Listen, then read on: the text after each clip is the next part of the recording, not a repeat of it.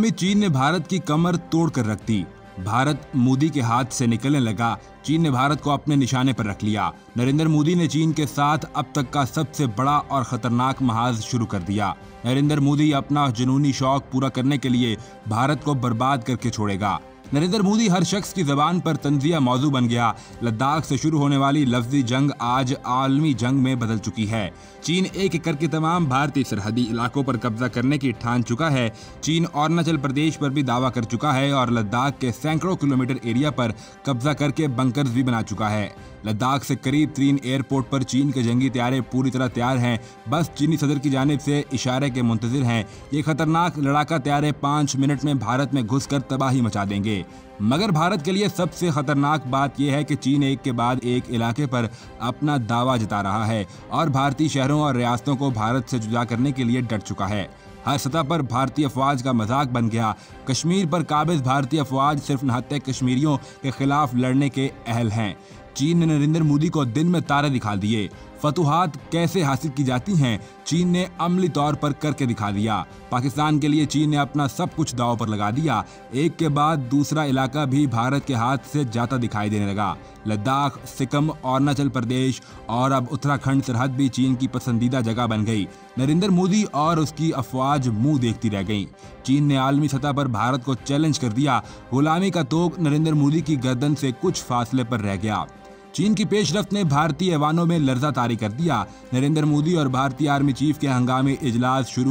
भारतीय अफवाज का मोराल बुलंद करने की नाकाम कोशिशें जारी। मुतनाज़ इलाके में भारतीय अफवाज ने हथियार डालने का इंदिया दे दिया। चीन की कारी ज़र्ब ने भारतीय अफवाज पर खौफ तारी कर दिया। चीन ने घर में घुसकर मारने का वादा पूरा कर दिया। ऐसी जगह ले जाकर मारा कि भागने की जगह तक न मिली। चीनी सदर ने इदारों को हर किस्म की जंग के लिए तैयार कर लिया।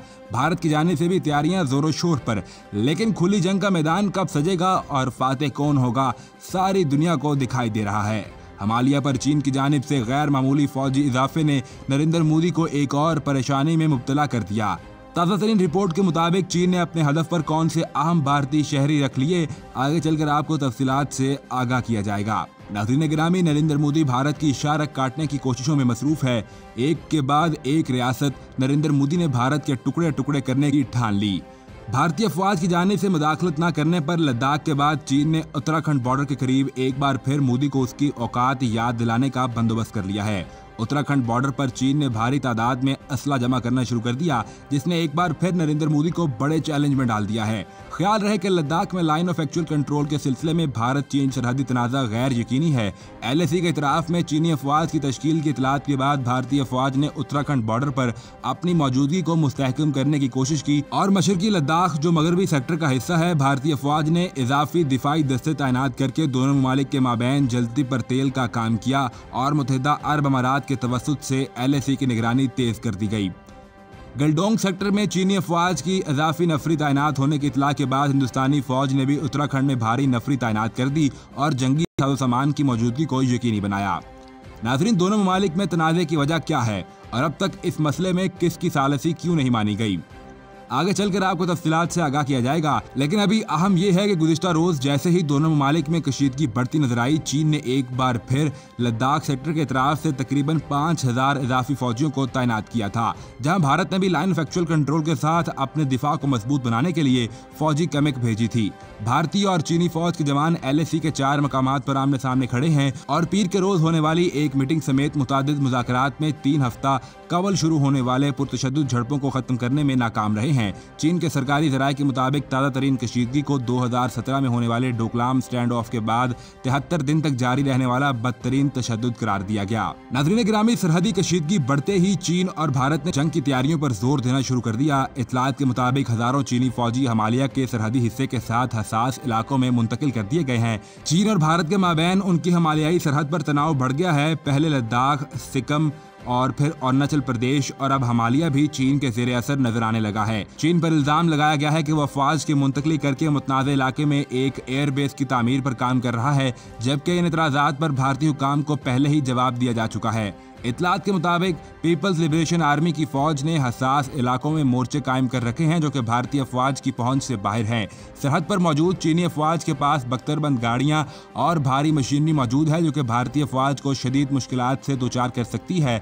इसके जवाब में हिंदुस्तानी अफवाज ने लद्दाख शहर लेह में वाक़े इन्फेंट्री डिवीजन से मुतादिद बटालियनों को सरहद के साथ साथ ऑपरेशनल अलर्ट एरियाज में मुंतकिल कर दिया है ताकि किसी भी कार्रवाई का भरपूर जवाब दिया जा सके। नाज़रीन गिरामी, भारत और चीन के दरमियान हिमालयाई सरहदी तनाज़े पर कशीदगी भारत की नई सड़कों और हवाई पट्टियों की तामीर की वजह से सामने आई। दोनों इतराफ के फौजी लद्दाख की वादी गुलवान में कैंप कर चुके हैं और एक दूसरे पर मुतनाज़ सरहद पार करने का इल्ज़ाम आयद कर रहे हैं।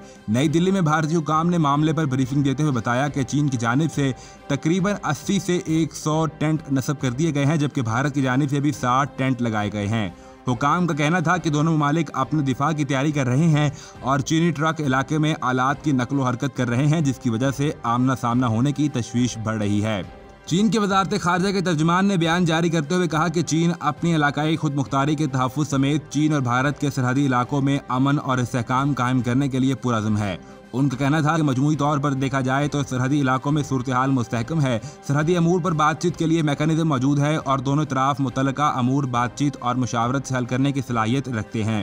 दूसरी जानिब भारतीय वजारत खारजा की जानिब से फौरी तौर पर कोई राय सामने नहीं आई। उन्होंने गुज़िश्ता हफ्ते बताया था कि चीनी फौजियों ने लाइन ऑफ एक्चुअल कंट्रोल के साथ भारत की मामूल के गश्त को रोका था।